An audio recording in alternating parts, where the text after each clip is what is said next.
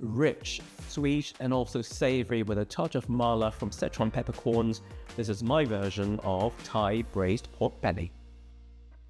Hey everyone, welcome back to another episode of Wok Wednesdays. It's shared here at School of Wok, London's premier Asian cooking school. So to start with the recipe, we're going to actually start by toasting some of the spices here. You could use these in the form of powders, but I actually much prefer to use them whole. I've got a little pan just heating up here.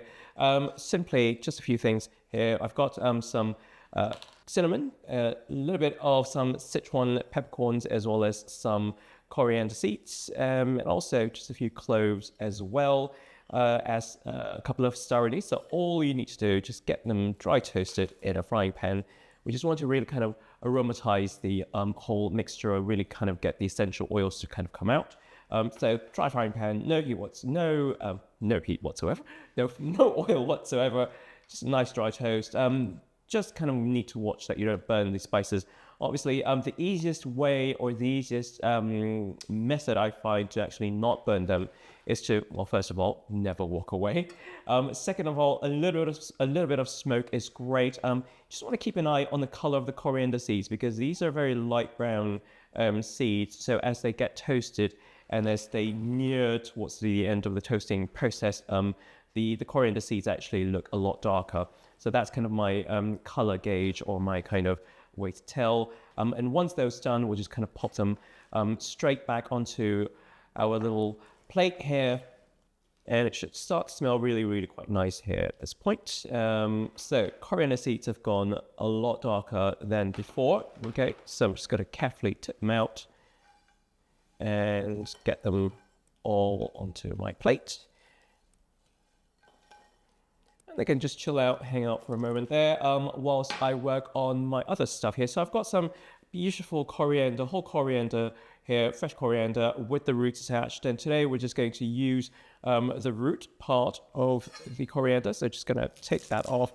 All of that, obviously, the rest of this you can just keep and, you know, wrap it up in some paper towels and just stick it in the fridge, and it will last for quite a few days. Okay.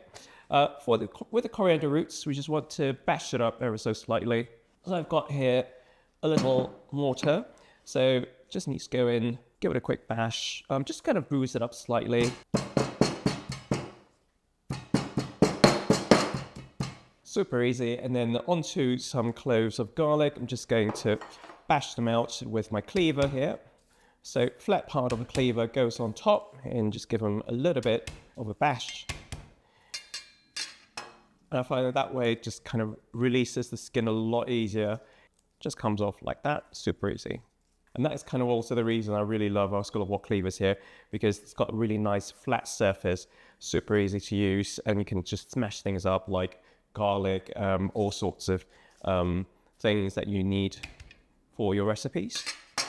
Right, and then the cloves of the garlic can also go in with the coriander root. I've got a couple of bird's eye chillies here, just for a little bit of heat, not too much. I'm not looking to crush them up too much, so they can just go in whole into the mortar like that. And then finally, I've got a little bit of ginger here, about 30 grams of ginger. Just going to thickly slice them, not even going to bother to peel them, because they're just going to go into the braise. Super easy, just as is, okay? So with everything that's in the mortar now, I'm just gonna give it a really quick bruise.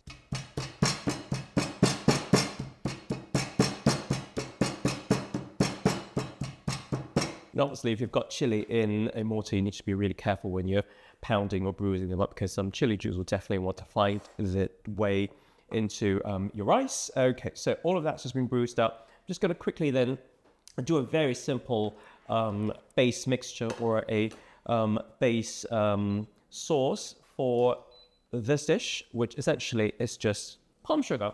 Okay, so that is just going to go in, dry again into the frying pan, or into some sort of a pot rather, and then you're just going to caramelize this.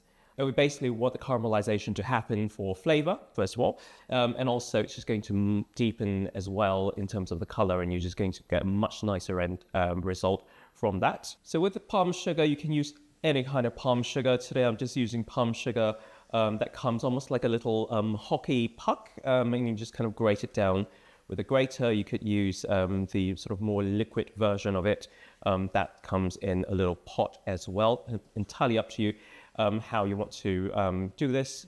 You can also just use just your very soft light brown sugar for this. So whilst that's going, I'm just going to then very quickly keep an eye on it, but also I'm going to now work on the pork belly. So nice bit of meat, as you can see, layers of meat in between layers of fat. That's exactly what you want when you're purchasing or when you're getting them from your butcher or from the shop. So I'm just going to do them into sort of 1.5 inch squares. Again, the size is entirely up to you. You're the chef in your kitchen. You decide how you want to do this. Bear in mind also that they will kind of shrink and they will just be a little bit smaller after they're cooked. So you may need to just take that into consideration as well when you're cutting them up. So maybe not too small. Right, so it's starting to really smell like caramel right now, which essentially is what it is. A lot darker with the color. You're looking for a really kind of a dark honey-like kind of shade here. Okay, and I'm just going to get my pork belly in there.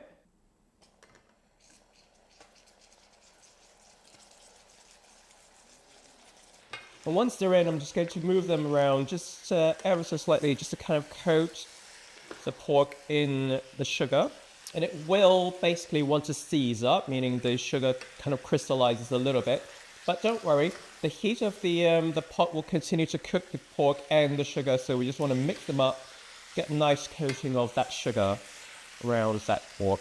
Pork candy, yum.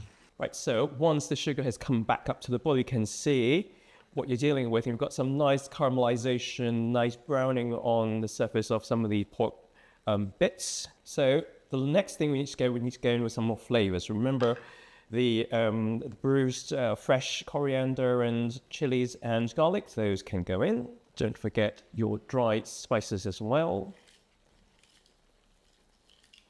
The ginger can just get nestled in between the bits of pork. And in terms of the seasoning, we've got, of course, fish sauce. That's going to get some of that salty umami in there. Some light soy sauce to go in. And we need some sort of acidity to cut through the fat. So we've got some rice wine vinegar to go in. You can also use any kind of rice vinegar or any kind of clear white vinegar, works just as well. And then because it's more of a Chinese influenced dish, we've also got a tiny bit of oyster sauce to go in. And finally, then some chicken stock. You could also just use water, but you just need effectively some sort of liquid just to kind of cover the pork, because that is now going to simmer for at least 40 to 60 minutes. And we're just going to give this a really good stir. Just make sure everything is sort of nicely combined. And if you like as well, you can get some black pepper in there, either black peppercorns or some freshly ground black pepper. So you will just need a lid for this. Just kind of cover it, leave it for about 60 minutes, let it do its thing. All of the aromatics will just kind of mellow down, and you're going to have that fat coming out of that pork belly into the liquid and to the braising liquid as well. So that's going to be delicious. So it's been about an hour or so. Ooh, look at that, just bubbling away nicely. It's obviously thickened up. And this is really one of those dishes that will just take time, and really, time is really important when it comes to cooking. And during a 5-day course, actually, that we do twice a year at School of Wok, we actually really kind of take the time. We have the benefit of having all of that time over 5 days to really fine tune and tweak a lot of recipes that we teach here. So look, can you just see how thick this has become? Obviously, if you don't want your sauce to be so thick, which, by the way, I like it quite thick, then you can just kind of loosen this up with a little bit of water. But this, for me, is just perfect. It's nicely thickened. So I'm just going to plate up now. It's really easy, no fuss whatsoever. It's one of those classic dishes where, you know, like lots of families would just do this. I remember my grandmother loved this stuff as well. My great-grandmother as well, she was a really big fan of pork belly, primarily because it's so soft. It doesn't take a lot of effort to kind of eat and chew. Just kind of pull everything up I'm just going to finish off by topping with some of the star anise and some of the cinnamon, just a little bit of garnish really, just kind of give you an idea of what went into the dish. And there you go. That's your Thai style pork belly. Oh, that's just looking really nice.